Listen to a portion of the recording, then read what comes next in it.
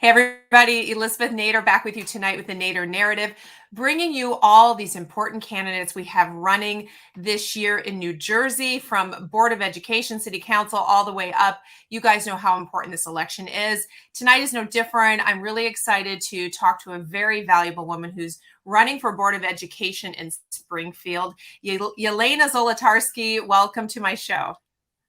Thank you so much. Thank you, Elizabeth, for having me.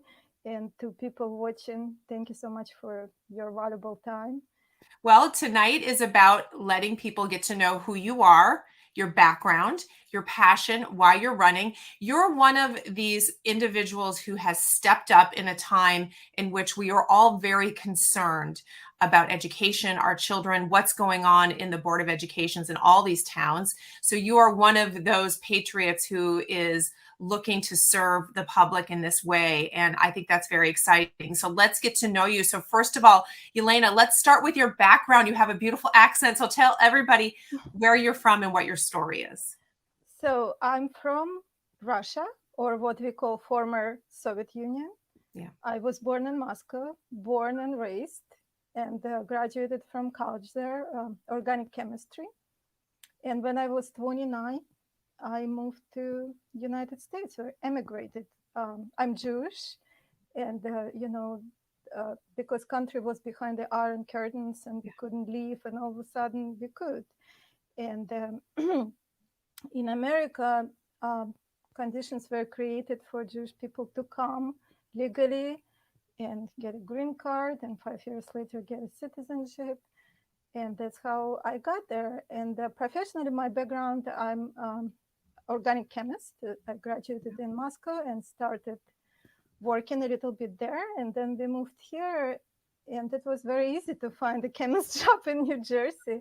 Sure. And eventually I transitioned into beauty industry, so cosmetic chemistry, and graduated from Fairleigh Dickinson University, getting my second master's degree in cosmetic chemistry this time. Wow. And basically, I've been doing it ever since. Wow. Okay. And you have children?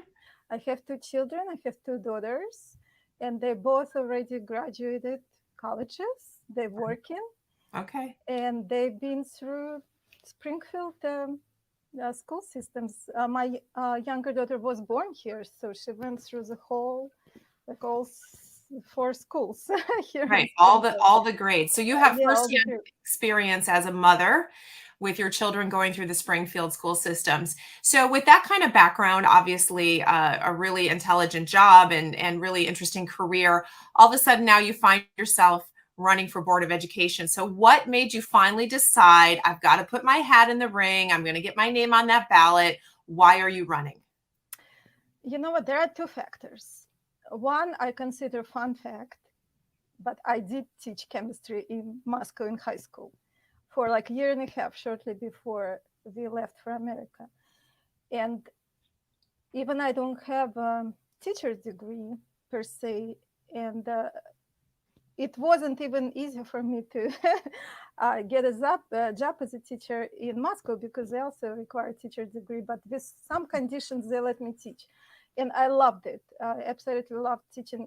To be honest with you, when I moved to America, I thought I will continue to teach here. Yeah. But then I realized that, well, I didn't speak any English. So I had to learn like on the fly.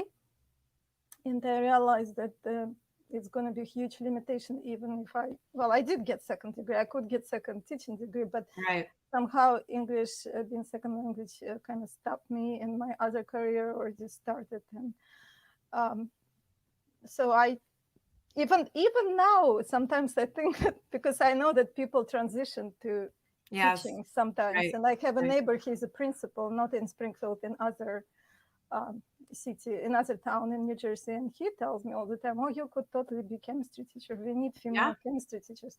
But anyway, I do have that kind of, those kind of feelings. Yeah. But why now? Because people ask me, okay, why now? Why are you running for Board of Education now when your children already graduated? Yeah. Well, I think it's related to what is going on in our country now, and schools are very hot topic, because I don't know if all the parents are happy with how education is going. I don't know if all the parents are happy about parents' choice, that some of them don't have it.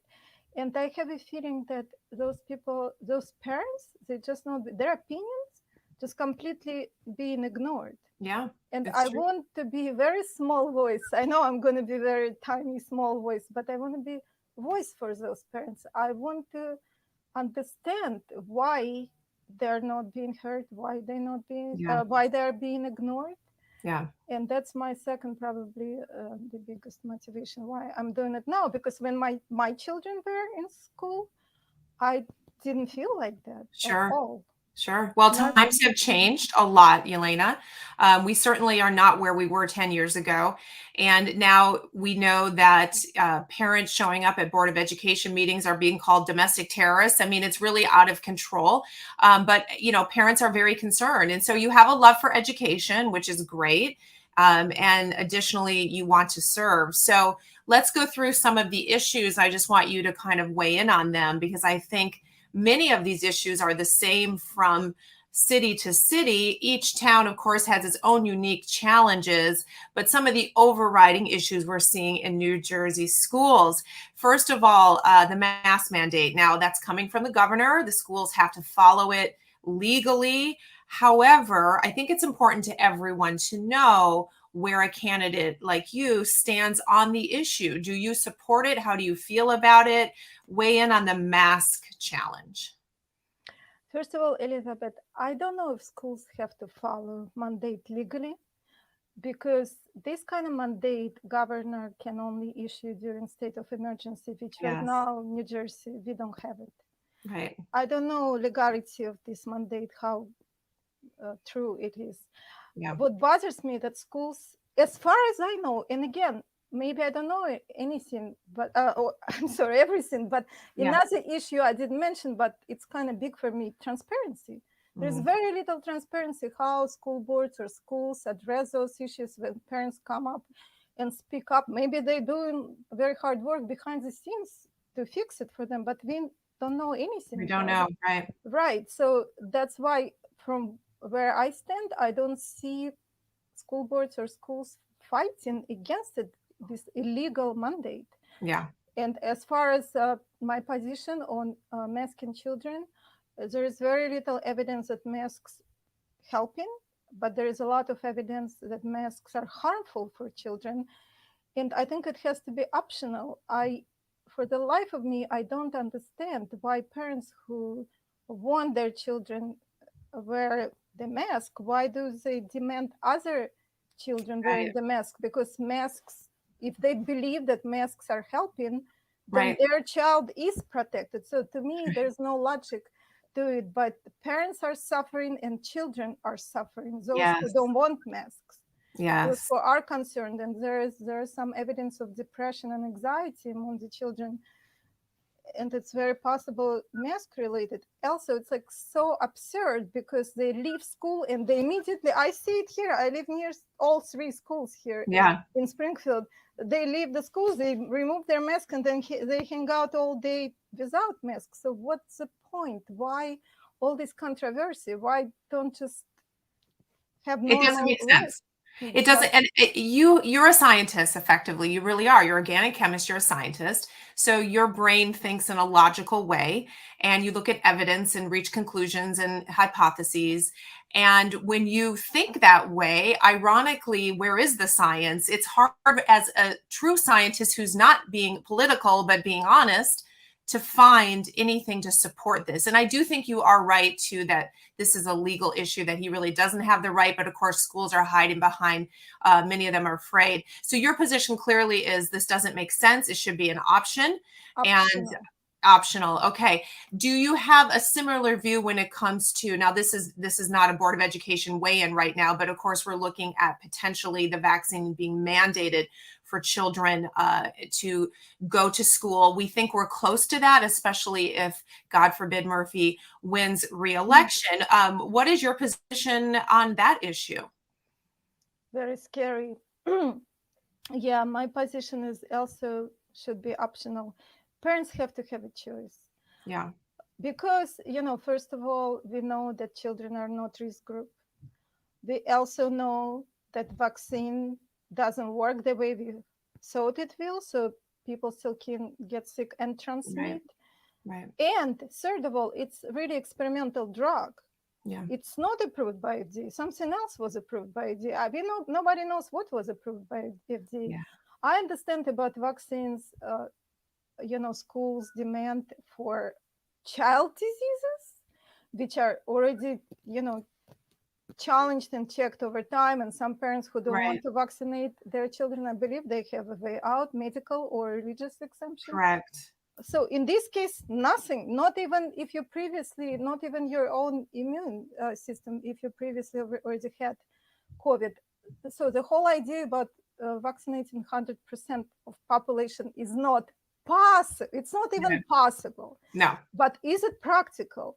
Right. No, it's not practical, especially when it comes to children. People are really scared.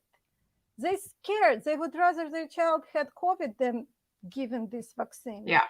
And there's treatment for COVID. So I think it has to be for children, 100% absolutely optional. And another point I want to make, Elizabeth, that God forbid a child got a vaccine and got sick from it.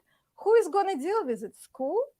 No, parents will deal with it, maybe for the rest of their lives. And this child, how can it be demanded? It has to be parents' choice. Yep, absolutely. Okay, so let's switch to curriculum. That's also been a very hot topic for two reasons. One would be CRT, and the other would be the sex curriculum that now the legislators in Trenton have passed to say that we have to teach some pretty aggressive sex education to students as young as in kindergarten. So let's start with CRT, critical race theory. Has this been a big issue in Springfield? Are parents talking about it, and what are your feelings? No, not in Springfield. And I don't know for what reason, because parents are not seeing it yet, or because for some reason Springfield somehow didn't include it, which I find, to be honest with you, I would find it very strange. But I don't know curriculum for every grade in Springfield schools yet. And I pray to God that CRT is not in Springfield schools. Right. Because if it's not good, then I will make sure, I will make sure I can keep it this way as much as I can. Yeah.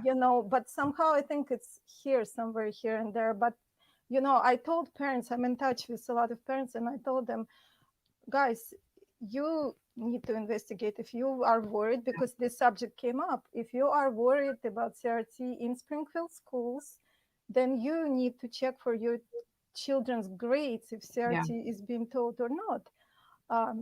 I cannot do it for them. If I see it, I will say it. If I hear it from the parent, I will say it. Right now, I'm not seeing it. And maybe it's not. It has a way of sneaking in. It has a way of sneaking in through books that are chosen, and it's not always that obvious. I think the bigger question, Yelena, really is, where is the line between what should be taught in school and what should be taught at the kitchen table, which is a saying we have for what should be taught at home. So, what do parents have the right over to teach their children versus what the school takes a hold of and says, we're going to teach your children this? And where is that line? And I think that's where parents have been really upset, feeling as though their power to determine what their children should learn, what they can teach their children, is being taken over by the school. So how do you feel about where that line should be between the school and the parents? So I absolutely think that it falls mostly on parents for elementary and middle school. High school children, it's a different conversation. They're practically adults, especially last two grades. And again, are we talking about CRT or sex education? Like sex education, school shouldn't even touch till children are older. And now they're trying to teach it for 6 to 6 years old. And the way they're trying to teach you, the things they are talking about, from what I hear all over the country, I'm not talking about Springfield right now, because I have not heard anything like that in Springfield yet. Right. So it should absolutely be kitchen table discussion for younger kids, if parents choose to. I think even parents don't want to talk to younger children, 6 years old about those things. Yeah. CRT again, I think when children are older, it could be offered as optional, maybe subject. However, I do need to think about it some more because it's really made up. Um, they call it science. I don't even want to call it science, but it's Marxism, and Right. it's a college level Right. material which is called Correct. critical theory. Correct. So they added not sex, Yeah. race Right. to it, Right. and now they're teaching all over, calling it Right. critical race theory, Right. which really made up stuff. Um, and definitely younger children should not be exposed to it because it Yeah. can damage them Yeah. for How they many see the years. world. And yeah, and you're Right, absolutely right. because Yeah. I Hmm. want to just clarify something because Hmm. parents are so confused. They like Yeah. people in general. Oh, it's a history. We have to teach slavery. We have to. No, it's not No, history. it's History not is a history. separate thing, and of course Correct. we have to teach Of history. course. Yep. CRT is Marxism, and Correct. those people. I don't have time to get into it right now, Yeah. but those people who want to understand, they can because there are Yeah. sources on the internet. Educate yourself. Yep, absolutely. And you need to because it sneaks in different ways. No one's going to teach a class on it. That's not how it works. So when you talk to people in Springfield and you see people at the meetings, what do you see as their biggest concerns? What are parents saying to you, Yelena? These are my top 3 concerns or my top 2 concerns. What are the things that should you be elected, you're going to immediately address or start to work on behalf of your community? So I am talking to Springfield parents, but I am also talking to Clark parents and Westfield parents. And, it's interesting. Every community has kind of different Yeah, points of right. Issues. issues at the moment. Springfield, it was a lot about masks till, school year started and, parents realized Mhm. that there is nothing they can do. Masks are staying because they really were hoping that schools will listen to them and Yeah. make masks optional. So right now, focus is shifting more toward concern about coming mandates, vaccination mandates. What Yeah. if we don't have it yet, but we both know it's Yeah. coming, Right. and maybe, Right. if God forbid, like you said, Murphy is elected. Um, uh, CRT comes up once in a while, but again, I don't think Springfield parents are seeing it that Yeah. much, the same as a sex education. So that's why for Springfield parents, it's more in the background. But I think for Springfield parents, it's mostly about parental choice. Mm. And it's about freedom, Yeah. because they feel that freedom is being taken away a little by little. Their Yes. freedom is being taken away, and homeschooling, Yeah. homeschooling is being discussed a lot, Yeah. a Yeah. lot. Well, I think you are someone who could speak about the loss of freedom pretty well, considering where you immigrated from. And I'm sure you have many stories in your family and your experiences from there. And I wish more Americans, especially those born here, would take pause and listen to people like you who are intelligent and worldly. And I've seen things go on in other countries when your freedoms start to be taken away from you, when your choices, especially as parents, start to be eroded, it's hard to get them back. And so we need people like you, Yelena, who will stand in the gap, fight for us, fight for our rights as parents, and really hold school boards accountable for making sure that families still matter. I mean, the idea that parents would be considered domestic terrorists because they want to speak up at their board of education, I didn't think we'd ever get there. Yeah. And just, as a last word, I want you to tell everybody why it's so important to vote and why it's so important to put someone like you in that position. Guys, if we don't vote, we lose.